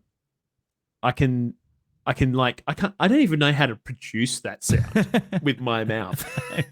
How do you do it? You do it. Oh no, I can't even think of it. That's why I was hoping that you'd be able to like do it so I could trigger my memory. It's kind of like long. Oh man, I don't even know how you describe the sound. It's like blong blong. It's like very long notes, and anyways, I did a very poor job of explaining it. But yeah, anyways, rest in peace, Toru. There you go. Cap, Hogwarts Legacy is Europe's fastest selling game that isn't FIFA. Sixth fastest selling game in Europe, apparently, in Europe, beating COD, Red Dead Redemption, and the rest of the games that have beaten it are the FIFA games, which is kind of sad, isn't it? But I suppose Europe's all fucking, all about the soccer. Shit. Yeah. Mm-hmm. So, interesting. Now, Grizz, despite all that, there's no current plans for Hogwarts Legacy DLC. Can you believe? Do you reckon that'll change, or do you reckon that's surely? I mean, fucking hell, man. They've got a really good base of a game. Surely they put some work into developing some DLC. I'm sure they can, because I thought they alluded to the fact that there's no Quidditch in the game, as far as I'm aware, and they alluded to the fact that maybe they'll bring it in future updates or something. So I don't know. Interesting. Cap, Bethesda. Speaking of Bethesda, and we actually gave Bethesda a hard time a few episodes ago, but listen to this. Hi-Fi Rush continues its shadow launch domination, now reaching 2 million players. Yeah, which is pretty fucking big for a game that we had no idea was even in development, and suddenly getting the Elden Ring DLC shadow drop treatment. And then, so there you freaking go. Doing really well. Rez, Counter-Strike. You ever played Counter-Strike before? I did for a little bit. Actually, it's a funny story that you bring this up. I actually sold a bunch of cases that I had sitting in my Counter-Strike inventory. Turns out those cases that I acquired like 7 years ago are worth like $5 each. I sold like 5 of them. So I made a couple of Steam bucks, mate, right there. I should go and check out what I've got in my inventory. And I should probably do that before Counter-Strike 2 gets released, Grizz, which apparently is very real, very much in development, and not too far away. Gee, we haven't seen a lot of it yet, have we, Capo? I haven't seen a lot of Counter-Strike 2 yet. No, but I can imagine that they're angling to try and kind of, because we've had Valorant come out and is incredibly popular. I'm sure that they're probably very aware of that popularity. Not that it's, I don't know if it's more or less popular than Counter-Strike or CSGO, but I think CSGO is getting a little bit long in the tooth. I don't know how long that game's... CSGO. When was that game released? That game was released in let me tell you, Grizz. I'm going to tell you right now. 2014. So it's been around for a while. God. But yeah, so probably Yeah. time for another Counter-Strike iteration, and they probably Absolutely. want to do something that's a bit more, easy to Mhm. extend and all that kind of shit. So yeah, Sure. strap yourselves in. you go. Cap, new PlayStation 5 system update 7.0 is released, introduces 1440p VAR support, Discord voice chat, plus your controller updates wirelessly. No need to plug it in anymore. Dude, that is like by far the best part of this update. Mhm. Because having to plug your controller, it's like, oh, you got a controller update, and you literally can't do anything until you update it, by the way. So you plug that fucking bad boy in, and we're going to update that real quick. It just does it wirelessly now, and it's just so good. Also, the fact that it's now got VRR support is big dick energy as well. That is variable refresh rate, if you don't know. So make your games seem a little bit more buttery smooth, Cap, as you're playing through areas and things. So Absolutely. All right, Grizz, Redfall, that Bethesda game by Arcane Studios, they have confirmed that the game will have crossplay between Steam, Game Pass, and Epic Games stores. Players. So, I think a good thing. I feel like a lot of games shoot themselves in the foot by not offering this on day one. I'm looking at you, fucking Dark Tide. I just don't know what people are thinking or developers are thinking by not offering a unified cross-play experience for gamers, because people exist on so many different fucking, especially when they're offering on different storefronts. People buy it on different things for different reasons, and not being able to play with your mates, it just sucks. So, agree. Yeah, good on you for getting your shit together. Sorting it out. Cap, Metroid Fusion is now available on Nintendo Switch Online's Game Boy Advanced emulator. Yep. It's cool. Metroid. More fucking Metroid for you. If you've already finished the Primary Master, you can now go and play the Switch fucking Game Boy Advance emulator. Now, Grizz, there was a game that came out recently. A Soulsborne game, excuse me, bit of a yawn.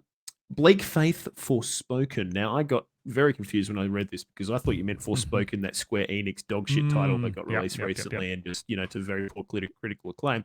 It's not that game. It's a random Soulsborne that's apparently available on Steam or something. They are quite clearly using animation assets that are pulled straight out of Elden Ring. The GIF I saw was like the Claymore attacks, and they literally are one-for-one pull. It is one-for-one, and there is a little bit more to this story. If you read through the Twitter comments a little bit more, it turns out that, well, this is what they think has happened. You can buy a pack on the asset store on Epic Games that someone has ripped all of the Elden Ring animations from without saying that they're Elden Ring animations, without consent.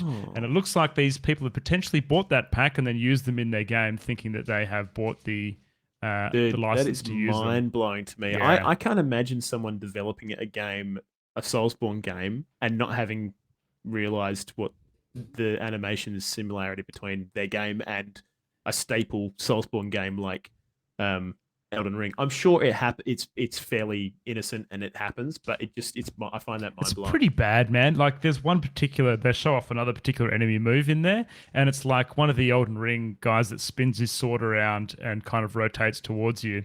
And yeah, it's like frame for frame, exactly the same. It's like, fucking hell. Bloody dinguses. Well, there you freaking go, Grizz, and there you freaking go for this episode.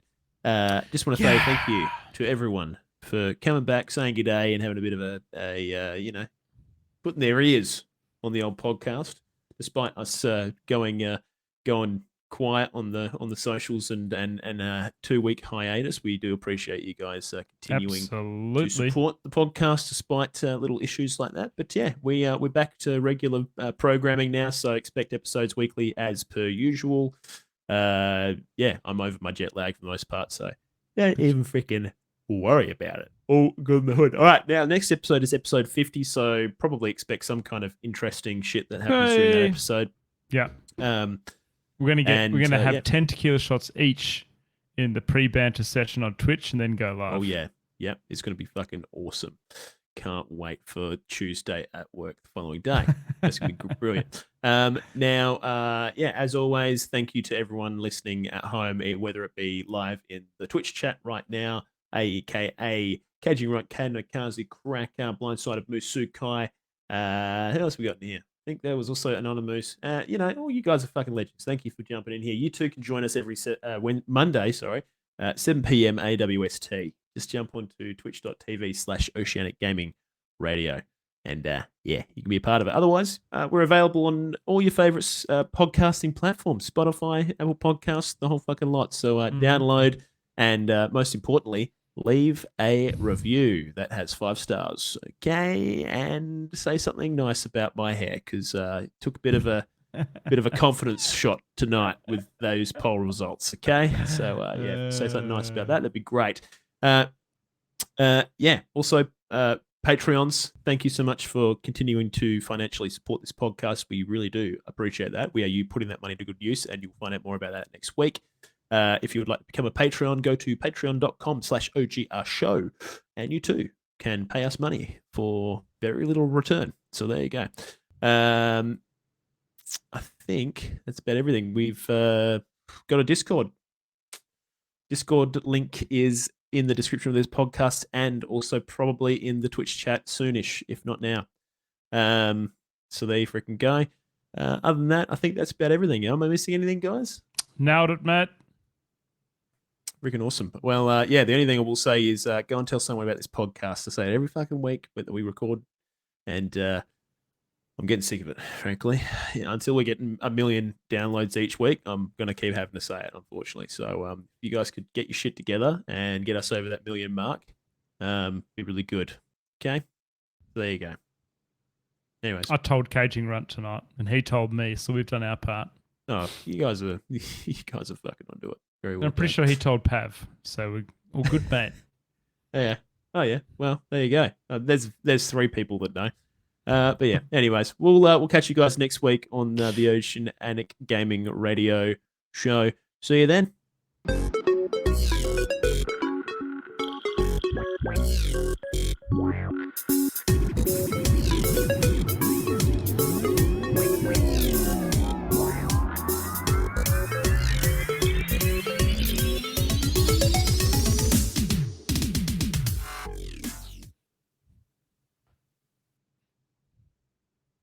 Hey, Cap.